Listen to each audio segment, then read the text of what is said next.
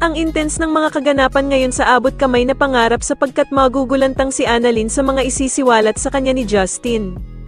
Dito nga ay biglang kakausapin ni Justin si Annalyn at pagsasabihan niya nga ito tungkol sa totoong pagkatao niya at ni Zoe. Samantala ay tuluyan na ngang lumalabas ang totoong ugali ng anak ni Giselle na si Justin. Dahil matapos nga ang naging sagutan nila ng ina niyang si Giselle ay biglang may tatawagan ito at sasabihin na sana nga daw ay ang ina na lang niya na si Giselle ang nakomatos at hindi ang lolo niyang si Don Pepe. Sa kabilang banda naman ay magmamatigas naman itong bruhang si Moira na pumunta sa Apex kahit nga naba na siya dito. Pero agad naman dadating si Giselle at pagbabawalan niya itong pumasok. Pero sasabihin naman ni Moira na kaya lang naman daw siya pumunta ng Apex ay para abutan ng pagkain ng anak niyang si Zoe. Sasagutin naman siya ni Giselle na hindi na naman daw baby ang anak niyang si Zoe para dalhan pa ito ng pagkain.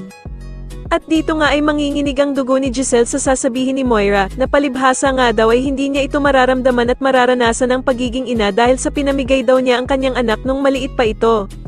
Samantala ay patuloy naman ang pagkakaroon ng anxiety ni Lynette at dito nga habang nagpapahinga siya sa kwarto ay bigla na lamang bubukas ang pinto at iisipin niya nga na may gusto talagang pumatay sa kanya.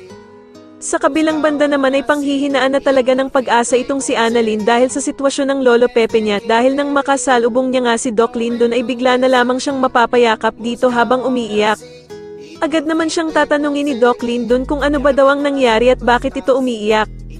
Sa tingin niyo tuluyan na nga kayang namatay si Don Pepe kaya umiiyak si Annalyn at maging kakampi niya nga kaya talaga ang anak ni Giselle na si Justin, mas lalo na nga talagang nagiging exciting ang mga susunod na kaganapan kaya naman ay mas lalo pa nating abangan ang mas lalong gumigandang abot kamay na pangarap. Maraming salamat po sa inyong panonood at sana po ay ma-subscribe niyo ako. Maraming salamat po.